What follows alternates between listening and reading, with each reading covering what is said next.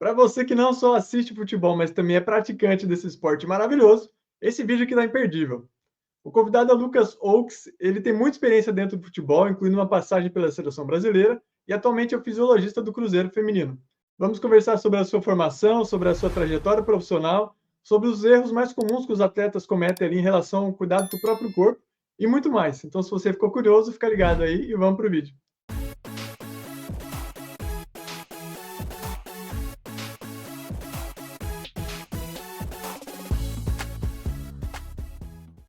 Lucas Oaks, seja bem-vindo aqui ao Carreira Futebol. Toda semana eu tento trazer um convidado diferente, né, de uma área diferente aí dentro do futebol. Hoje você é da fisiologia, então seja muito bem-vindo. Gosto de começar perguntando sobre a formação acadêmica do convidado, né, para quem está assistindo te conhecer melhor. Então é Boa. isso. Onde você estudou, né, e quais cursos você fez também?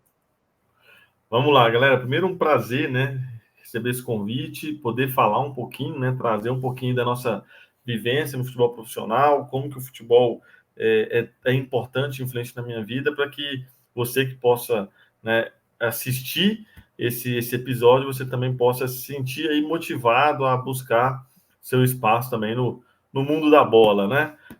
Cara, minha formação, eu sou graduado em Educação Física pela UFMG, né? Eu entrei em 2005, formei em 2009. Nesse período eu fui bolsista CNPq PIBIC. Então, galera que está na faculdade, ó, galera, invistam na formação acadêmica de vocês, na formação científica, faz muita diferença. Então, assim, eu tive 2 bolsas CNPq PIBIC, né? E depois eu fiz uma pós-graduação pela Universidade de Gama Filho, extinta Gama Filho, né? Então, até me devendo o certificado, mas eu fiz, tem as notas, tem tudo certinho lá, que depois eles faliram. E para quem, turma mais nova, né, Ramazão, não vai lembrar disso. E aí, assim, fiz diversos cursos de aprimoramento em áreas que eu sei que agregariam. Então, por exemplo, eu tenho certificação em Power BI, né, que é uma ferramenta, assim, fundamental para a gente que trabalha com dados. Eu fiz formações em treinamento esportivo na base dos sistemas complexos, formação do Franz Bosch. Então, assim, diversos cursos nessas áreas que agregaram tanto para o Lucas como fisiologista de futebol profissional, que também faz ali a transição, né, o famoso RTP, quanto também o Lucas, a pessoa física, vamos dizer assim, né, que atuou também como personal trainer e que hoje tem aí tem empresa aí, né, que é a linha de produtos para peladeiros. Então, assim, eu fui alinhando as duas áreas, né, tanto futebol quanto essa formação profissional e essa atuação profissional. Muito bom. E agora sobre a sua trajetória profissional, né? Quais clubes você já trabalhou e quais as funções que você desempenhou neles também? Cara, vamos lá, né? Assim, como todo menino brasileiro, né? Eu quis ser atleta de futebol, né? Mas eu até brinco que volta de mais ou menos 1,70 m eu não consegui. Faltou muito pouquinho para eu ser atleta de futebol. Só aí mais ou menos 1,70 m, que é a distância entre o cérebro e o pé, né, cara? Até pensava bem, mas não conseguia executar. Então, quando eu decidi fazer educação física, eu falei, cara, eu preciso fazer faculdade em uma cidade que tenha clube de futebol. Não conheci ninguém ligado ao futebol e eu, cara, botei na minha cabeça, velho, se eu fizer faculdade em uma cidade que tem clube de futebol, vai ser mais fácil ali eu conseguir entrar nesse mercado e nesse sonho, né? Alcançar esse sonho. E é na época da internet de escada, a galera talvez nem vai lembrar disso aí, de navegar de madrugada aí, porque pagava um pulso só telefônico. Eu encontrei que na UFMG, um dos professores de fisiologia do exercício, que era o Emerson Silame, era fisiologista do Cruzeiro. E aí eu comecei a pesquisar sobre ele, sobre o Cruzeiro, sobre a fisiologia. E aí foi assim que começou a minha trajetória no futebol. Então, só para vocês entenderem, né, galera? Às vezes a gente fica assim, pô, quero trabalhar com isso e já espera uma resposta rápida. Cara, primeiro, o meu sonho, o meu desejo de trabalhar futebol começou antes mesmo de entrar na faculdade. E então eu fui traçando esse caminho. Então, o primeiro clube que eu trabalhei como fisiologista, na verdade, eu estagiei, foi o próprio Cruzeiro, de 2007 a 2009, segundo semestre de 2007 até mais ou menos o início do primeiro semestre ali de 2009. Eu fui estagiário, né, na fisiologia do exercício do Cruzeiro no time profissional, sob a supervisão do Emerson Silame, que foi o professor lá que eu encontrei na internet, lá atrás, isso em 2003, 2004, mais ou menos, quando eu estava prestando vestibular. E depois do Cruzeiro, eu recebi um convite, ainda na graduação, para auxiliar o Atlético Goianiense na montagem do departamento de fisiologia lá no Campeonato Goiano de 2009. Então, eu ficava Goiânia, BH, fazendo esse bate-volta aí toda semana. Eu já estava no último período, eu tinha aula só terças e quintas na UFMG. Então, terças e quartas na UFMG. Desculpa, quarta à noite eu pegava o ônibus, chegava em Goiânia de manhã, trabalhava em Goiânia quinta, sexta, sábado, domingo, segunda à noite, voltava para assistir as últimas aulas aí do oitavo período. Foi aí que eu conheci o PC Guzmão, treinador, a gente trabalhou junto. Acaba o Campeonato Goiano, o Voaden tira o nosso título e dá para o Goiás na final. E aí o PC acerta no Ceará em 2009, maio de 2009. Então, ele me faz o convite para ir fazer uma bateria de avaliações fisiológicas no time do Ceará. O Ceará, até naquele momento, era lanterna da Série B e não tinha estrutura nenhuma de controle de carga, de fisiologia, não tinha nada. Quando eu falo nada, é nada mesmo. Assim, não tinha uma balança no clube, para você ter uma ideia. Então, a gente faz esse projeto de avaliação física, né, faz a avaliação física, apresenta o projeto de implementação do Departamento de Fisiologia para o então presidente, né, que era o Evandro Leitão. E aí, cara, foi muito legal que, quando chega em agosto, o Ceará me convida, então, e eu vou como o primeiro fisiologista da história do Ceará aí. Então, eu fiquei ali no Ceará de 2009, foi o ano onde a gente conseguiu acesso para a Série A, até 2016. Então, foram 8 anos aí, muito feliz, muitos bons resultados, deixar um legado lá no Ceará. E de 2013 a 2016, eu fui convocado algumas vezes, um total de 5 vezes, para a Seleção Brasileira Sub-17. Então, o clube, né, é sempre uma briga clube-CBF, porque o clube cede o profissional e não tem nenhuma compensação financeira, né? Mas fui muito feliz de ter gestores que entenderam essa oportunidade, né? A importância dessa oportunidade, inclusive para o Ceará. Então, seguindo a minha trajetória, eu fiquei durante 5 convocações, de 2013 a 2016, na seleção sub-17. Então, tive a honra de trabalhar com Gabriel Jesus, com o Éder Militão, com o Dodô, que está na Fiorentina, né, e tantos outros aí, Matheus Fernandes no Bragantino, tantos outros aí. O próprio Arthur, foi muito legal reencontrar o Arthur Gomes aqui no Cruzeiro, né? Então foi uma experiência muito bacana. Em dezembro de 2016, eu saio do Ceará e da seleção e passo 2017 atuando como personal, né? Então, peguei toda a bagagem que a gente tinha de futebol profissional, de esporte profissional, e levei, então, para o mundo amador, né?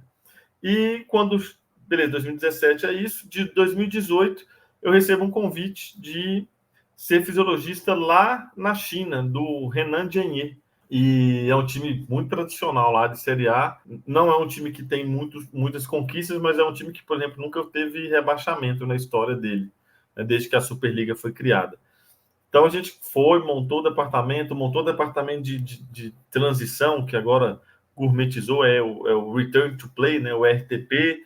Foi muito legal, a gente conseguiu a melhor classificação da história do clube, a gente ficou em 6º lugar na Superliga chinesa, então assim, foi uma experiência muito bacana. Em 2019, eu volto para o Brasil e fico uns 2, 3 meses e retorno para a China para trabalhar individualmente com um atleta, um português, Ricardo Vasté, já jogou na Premier League, e ele estava lá na China, e a gente fez... Ele estava no time que eu estava como fisiologista, e ele tem um histórico de lesões de joelho, e aí ele muda de time e sofre uma lesão muscular, e ele me liga, cara, a gente precisa fazer aquele trabalho que a gente fez no Renan aqui comigo, e aí eu fico ali com ele mais ou menos uns 3 meses, e ele terminou como um dos artilheiros lá da Série B chinesa em 2019, subiu, né, foi campeão lá com o Qingdao. Volto para o Brasil em 2019 e assumo o desafio de montar a fisiologia do Ferroviário. O Ferroviário tinha acabado de subir para a Série C do Brasileiro, Ferroviário lá de Fortaleza, ou carinhosamente chamado de Ferrinho, e então a gente começa esse processo de montar o departamento de fisiologia do Ferroviário. Então eu fico 2019, 20, 21 e 22 no Ferroviário, e aí em 2023 eu recebo o convite para coordenar, fazer um trabalho muito parecido no Floresta, que é um time também lá de Fortaleza, e agora, 2024, recebi esse convite aí para assumir a fisiologia do futebol feminino do Cruzeiro Esporte Clube, né, que está sendo um delicioso desafio mudar, né, de ares, assim, sair do masculino para o feminino, está sendo bem legal. Então, resumidamente, minha trajetória no futebol profissional é essa daí. Muito bom. No futebol, eu acho que a figura do preparador físico é muito mais conhecida do que a do fisiologista, né? Então, você, como fisiologista, eu queria te perguntar quais são as principais diferenças entre essas duas funções e como que elas se complementam também, né? Perfeito, cara. Cara, assim, hoje, né, a comissão ela é cada vez mais, ela se complementa cada vez mais, né? Uma engrenagem precisando da outra engrenagem. E o fisiologista ele está ali como um suporte à comissão técnica. Eu até costumo dizer que eu nem gosto muito desse termo, fisiologista, não. Acho que todo mundo que trabalha no futebol é auxiliar técnico do treinador, mas cada um na sua área de expertise ali. Então, a gente, fisiologista, a gente é a função que coleta, armazena e analisa os dados, né? Então, assim, para o preparador físico, a gente tem um papel muito importante de o quê? Orientá-lo o quanto fazer e o que fazer.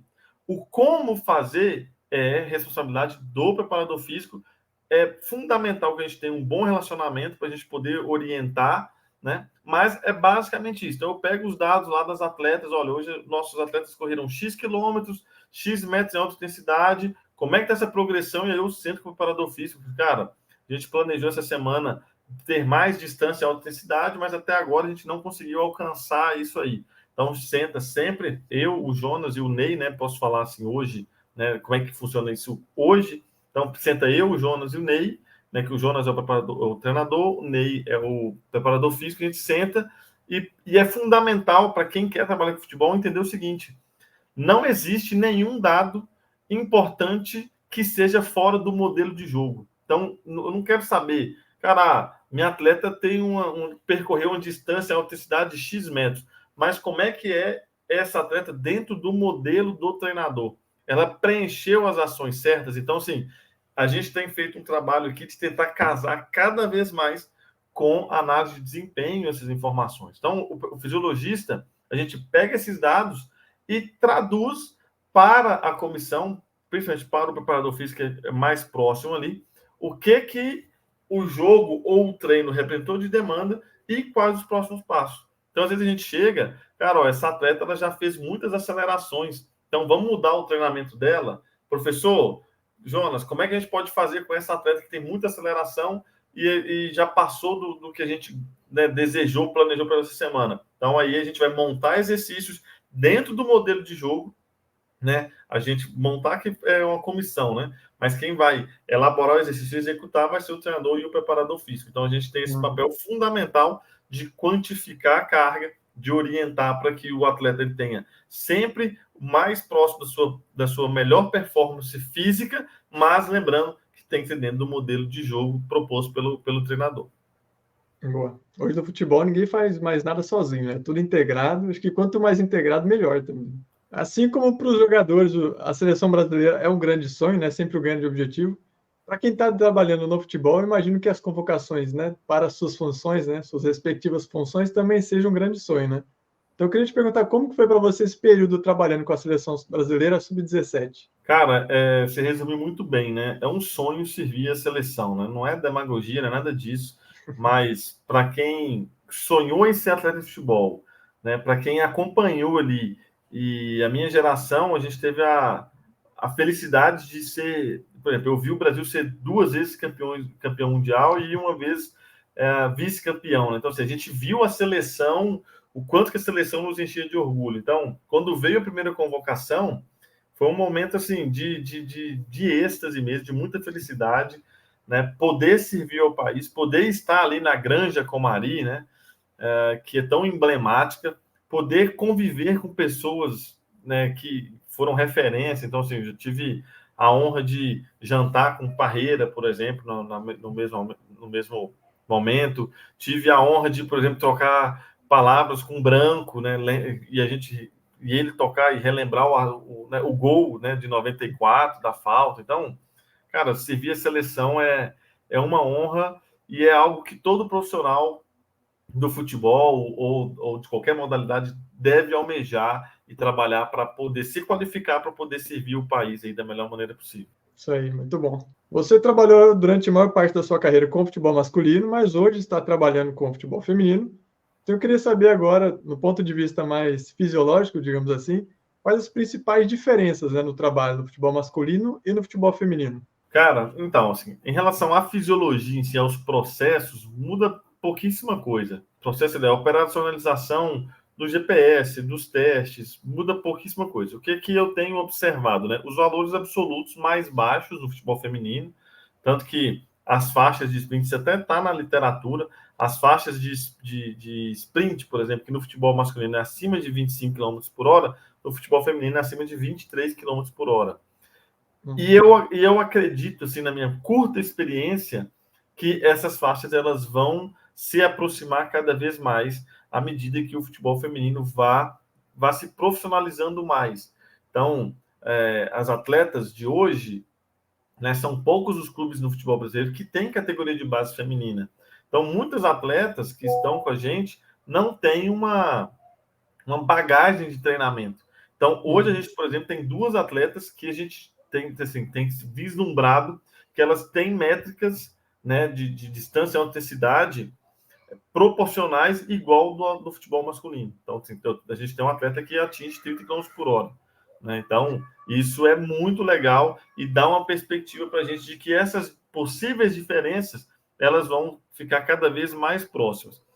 Tem uma diferença que é fundamental, né, que é o ciclo menstrual, né? A gente tem esse controle também, não que elas percam performance, mas a gente sabe toda a questão comportamental, de ânimo, de humor que acontece com as mulheres. Então, esse controle, né, esse controle a mais que no futebol masculino a gente não tem, nos possibilita ter um olhar mais carinhoso com o atleta, chegar mais próximo, e ela é muito legal, cara, que nesse pouco tempo que eu estou no futebol feminino, as próprias atletas chegam e falam, professor, poxa, estou com cólica hoje, ó, e nos 2 últimos dias do ciclo menstrual eu fico muito nervosa, muito sensível, então você já sabe ali como cobrar. E tem uma diferença comportamental, assim, que é absurda. Cara, o comprometimento das atletas do futebol feminino, com as que eu já trabalhei, é impressionante.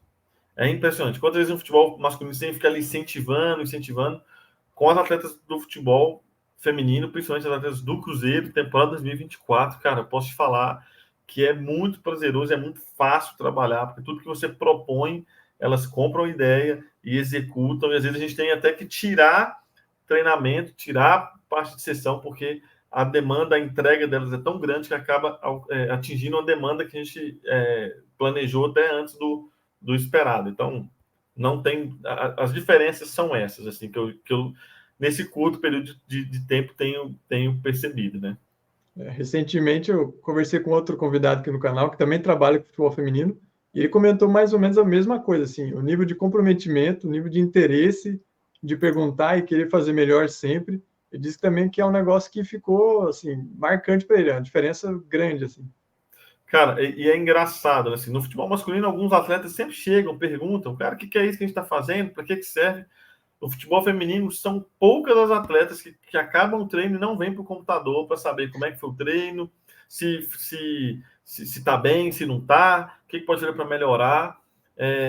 São atletas, são jovens, né? A gente sabe aí os prazeres da vida, vamos dizer assim, para os jovens, né? Mas eu percebo nelas um comprometimento muito maior do que no futebol masculino. Então, tem sido assim, tem sido muito gostoso esse desafio, né? O acolhimento delas, né? A gente às vezes eu cheguei e até comentei, fico um pouco sem graça e elas, cara, fica tranquilo, professor, gostaram muito, né? Quando eu me apresentei e contei minha trajetória, elas até uma ou outra chegou para mim e falou, poxa, muito legal saber da sua trajetória e o tanto que você vai poder agregar para a gente. Então, esse acolhimento está sendo muito bacana, cara. Então, a gente está com expectativa muito boa para os campeonatos que a gente vai disputar esse ano. Agora eu queria te perguntar, de uma forma geral, né, independente do futebol masculino ou feminino, quais são os erros mais comuns que os atletas cometem em relação ao cuidado com o próprio corpo? Eu acho que o principal erro, né, ainda mais nessa geração aí de consumo rápido de informações e de substâncias de prazer, né, que é a tela, são as telas, né, é o sono, cara. Existem efeitos endócrinos aí de reparação tecidual, de gênese muscular, que acontecem durante o sono. Então, foi até legal. Essa semana a gente teve um bate-papo muito bacana lá com as meninas do Cruzeiro, para que a gente cuidasse da nossa higiene de sono, né? Porque se tivesse uma higiene de sono. Então, o principal fator que eu vejo é a questão do sono. Então, cara, muita tela, cara, videogame, né, série, filme, vai deitar para descansar, liga a televisão, mexe com o celular, relógio recebe notificação. Então, assim, muito estímulo visual. Então, o principal ponto que eu vejo, tanto no futebol masculino quanto no futebol feminino, é essa questão da higiene do sono, cuidado do sono, porque acaba que isso também nem é tão divulgado, né? Os efeitos aí endócrinos positivos de um bom sono na recuperação, na diminuição de processos inflamatórios, na gênese muscular. Então, tudo isso aí é fundamental que o atleta, não só o atleta de futebol, né, mas o atleta de qualquer modalidade entenda. Cara, o sono é importante, você ter ali suas 8, 10 horas de sono por dia, você desconectar do mundo digital aí uma meia hora, 40 minutos, uma hora antes, para você poder, então, ter um sono mais reparador, um sono mais restaurador, já pensando aí na próxima sessão de treinamento. Isso eu acho que é fundamental para qualquer pessoa, mas para um atleta é mais importante ainda, né? Exatamente, cara. Assim, a gente da comissão, a gente tem o cálculo ali, tem as métricas que a gente analisa, a gente sabe que o atleta vai chegar cansado, mas se esse atleta perde uma noite de sono, ou que não perca a noite de sono, mas que vai dormir 2 da manhã, 3 da manhã, que tem ali 5, 6 horas de sono, vai influenciar na recuperação, vai influenciar na aptidão neuromuscular para a próxima sessão de treinamento, o que pode, às vezes, acarretar até lesão, né? Quantas vezes a gente já viu aí atleta que o clube viaja, chega em cima da hora, ou o atleta que às vezes vem da seleção para o clube, não tem uma boa noite de sono, e aí acaba tendo uma performance diminuída, acaba ficando mais propenso a lesões. Então, sono é fundamental. Eu acho que esse é um grande fator que os atletas negligenciam aí no cuidado deles. Boa. Agora eu queria saber qual que é o momento mais marcante da sua carreira até hoje. Cara, sem dúvida nenhuma foi na primeira convocação.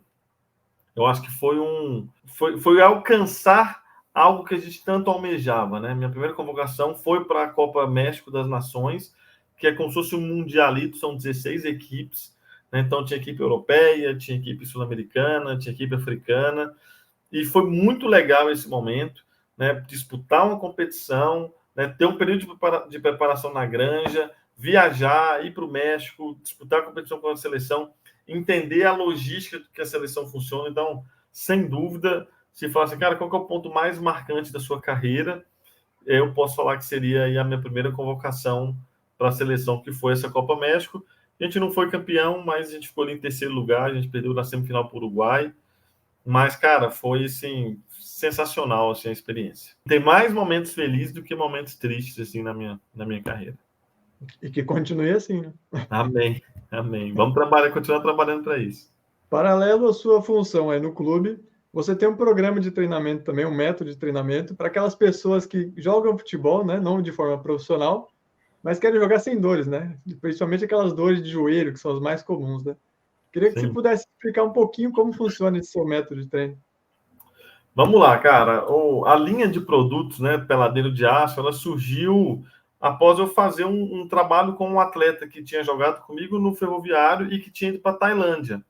E chegando lá, ele percebeu deficiência de treinamento de força lá. Eu já tinha feito uma transição com ele, né, um RTP com ele no clube, lá no Ferroviário. E aí ele pediu para eu passar um treinamento para ele. E aí deu muito certo, ele foi bem lá, cumpriu o contrato dele, ganhou a grana dele, e falou, pô, professor, você precisa vender isso, precisa fazer com que outras pessoas tenham acesso a esse conhecimento. E aí eu já dava aula de personal também em Fortaleza, troquei uma ideia com um aluno meu de personal, e ele falou, cara, vende isso, cara, formata isso aí. Então eu comecei a estudar, né? Fui fazer uma mentoria para produtos digitais, né? A gente não começou sozinho, né? Não sou pai sozinho desse filho, né? Assim, eu tenho mentor, tenho amigos dentro da mentoria que me auxiliam nisso aí, com dicas, com informações. E, cara, surgiu então o primeiro programa Peladeiros de Aço, que é uma ideia de levar para o futebol amador, levar para o, vamos dizer assim, para o mundo real, o que a gente faz e o que a ciência mostra sobre treinamento para os atletas de alto rendimento. A gente sabe que o mercado fitness, né, vamos dizer assim, lá do mercadológico, business mesmo, né, o mercado fitness ele não é voltado para o esporte. Né? As grandes redes de academia, essas redes de academia low cost, as redes de academia geral, o foco do treinamento e como a metodologia é aplicada é voltado para saúde e estética. Né? O 3 de 10, 3 de 15 veio do treinamento voltado para o halterofilismo. Então, o que eu peguei foi formatar programas de treinamento, né? E hoje a gente tem programas de treinamento gravados, né? São os infoprodutos, e tem as consultorias individualizadas, que essas têm uma taxa de sucesso assim, altíssimo, para que o atleta amador, o peladeiro, aquele cara que tem no futebol ali o prazer dele, tem no futebol a válvula de escape dele, possa jogar sem dor e sem lesões. Né? As dores e lesões de joelho são as que mais acometem a população, né, através de desgaste, cartilagem, e muitas vezes isso vem de um déficit de força que é natural. A partir do momento que a gente vai envelhecendo, né, principalmente depois dos 25, 30 anos, ali, a gente vai perdendo força, mas a paixão, o prazer de jogar futebol, isso não diminui. Né? Então, tenho inúmeros casos de alunos que estavam aí há 5, 6, 7 anos sem conseguir jogar uma bola, ou jogava e passava um mês dolorido, o joelho inchava, e tinha gastos, custos com isso, que após aderirem ao método, né, o Peladeiro 100%, que é a minha consultoria, o cara voltou a ganhar força e voltou a jogar a sua pelada. Então, assim, eu falo peladeiro com treinamento de atleta profissional. Óbvio que com as adaptações, né? Nem todo mundo vai ter lá um maquinário case, um maquinário pneumático, mas nessas academias convencionais, essas academias comerciais, a gente consegue entregar muito do que a gente faz no futebol profissional para o atleta amador poder, então, encerrar dores, encerrar lesões e jogar sua pelada. Não só jogar sua pelada, a gente tem alunos aí de diversas modalidades, de tênis, beach tênis, triatlo, então, corredor, tem bastante, todos aí que sofriam com dores e lesões, que após o método, né, ganharam força, ganharam função nessa musculatura e voltaram a praticar o esporte aí sem se preocupar com dores e a frustração que é uma lesão para o atleta amador. Pô, legal demais, né? Treinar como atleta, mas dentro da realidade de cada um, né? Muito bom. Agora vamos a algumas curiosidades futebolísticas e para saber um pouquinho mais sobre você também. Primeira pergunta clássica de qualquer conversa de futebol: qual que é o seu jogador preferido? Ronaldo Fenômeno. Não é porque é meu patrão, não, viu, gente? Mas marcou muito a minha infância aí. Boa. E qual que é a sua jogadora preferida? Cara, eu acho que é a atleta que começou tudo, né, no futebol brasileiro aí, né, que para mim foi a Formiga, foi a primeira atleta feminina que vem na minha cabeça, assim, que começou o futebol, que para mim começou o futebol feminino lá atrás, foi a Formiga. Agora, qual que é o estádio que você mais gostou de conhecer até hoje? Cara, foi o Ninho dos Pássaros lá em Pequim. A gente fez um jogo lá quando tava lá, cara, sensacional, não tem palavra da grandiosidade que é aquele estádio. E o estádio que você sonha em conhecer um dia, em qualquer lugar do mundo também? Como bom ronaldeiro, vamos dizer assim, né? Eu tenho vontade de conhecer o Santiago Bernabéu. Assim, embora o Ronaldo foi muito bem no Barcelona, mas o retorno dele pós-lesão ali no Real Madrid me marcou muito também. Eu já tinha uns 14 para 15 anos, então tenho muita vontade de conhecer o Santiago Bernabéu. Os Galácticos. Aquela geração ali foi sensacional. Qual que é o seu filme preferido? A Procura de Felicidade, com o Will Smith ali, que mostra a trajetória dele como, né, um nada até ser aí um corretor de bolsa e ter sucesso na vida. Então, aquele filme me marcou muito. Eu assisti durante a faculdade, um período que eu estava assim, ralando demais, um período de muita dificuldade de grana, mas de muito sonho, muita gana em dar certo. Esse filme aí é sensacional.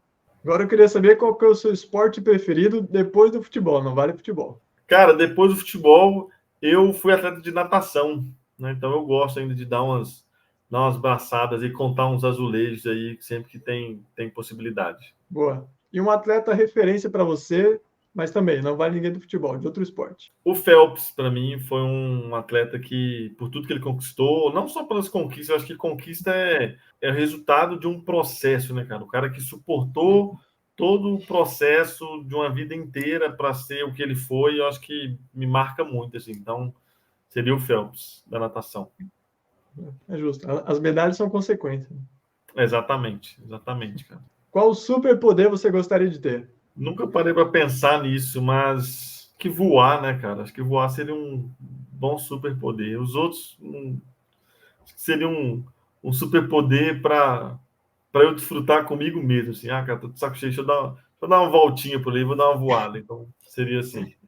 Qual que é o melhor time que você já viu jogar? Acho que foi a seleção de 2002, ó, cara, que a gente foi pentacampeão. Por mais que tenham sido só 7 jogos e a trajetória de eliminatórias foi bem sofrida, mas aquela seleção jogou, assim, muito bem. Era, tipo, em todos os setores do campo tinha o melhor do mundo na posição, né? Então, você tinha ali os melhores laterais, você tinha um dos melhores volantes, você tinha os melhores meias, você tinha os melhores atacantes. Então, aquela seleção foi marcante. Agora, a última pergunta que eu queria te fazer é como você gostaria de ser lembrado? Cara, boa pergunta, viu, velho? Eu acho que eu gostaria de ser lembrado por um cara que, aonde chega, quer tentar deixar um ambiente mais feliz e mais alegre, assim. Um cara que não gosta de reclamar, por mais que às vezes a vida tem problemas, não sou um cara que gosta de reclamar, então acho que se as pessoas lembrassem de mim como um cara que sempre tenta enxergar o lado positivo das coisas e tirar uma gargalhada, já fico feliz. Assim, que o resto que a gente faz no mundo profissional é importante, tudo, mas hoje em dia, cara, essas habilidades, esses soft skills, né? Saber lidar com pessoa, cara, saber ter a sensibilidade ali de, pô, Renanzão tá meio para baixo ali, deixa eu chegar, deixa eu dar um abraço, dar uma palavra ali de apoio, de conforto. Eu acho que isso que eu gostaria de ser lembrado, assim, e é o que eu tento fazer, assim. Ah, pô, tô chateado com alguma coisa. Cara, vai ter chateação sempre, tem chateação na minha empresa, né? Vai ter chateação no Cruzeiro, vai ter chateação em casa, mas, cara, tentar tornar o ambiente mais leve, mais feliz, mais alegre, eu acho que é uma das grandes virtudes, assim, que eu posso dizer que eu tenho e que eu procuro cultivar. Isso aí, show de bola. Lucas, obrigado mais uma vez. Um prazer te receber aqui, é uma conversa muito boa, muito bacana, muito leve também. Que bom. Então, deixa esse espaço aqui agora também para você divulgar suas redes sociais, se você quiser, Instagram, LinkedIn, seu próprio programa de treinamento e fechar o nosso vídeo aí. Galera, eu agradeço demais você que está, né, até aqui agora, escutando a gente falar um pouquinho sobre a nossa carreira. E, pô, se você gosta de fazer seu esporte, né, aquele momento jabá aqui, ó, vai lá no Instagram, Renanzão vai colocar o arroba aqui, ó, arroba Lucas Oax, lá no Instagram. A gente tem aí mais de 15 mil alunos, né, nos diversos programas de treinamento que a gente tem, são quase 3 mil alunos ativos de consultoria.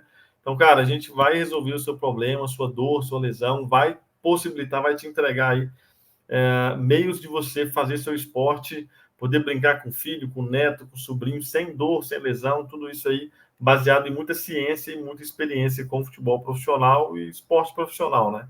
Então, fica aqui meu agradecimento.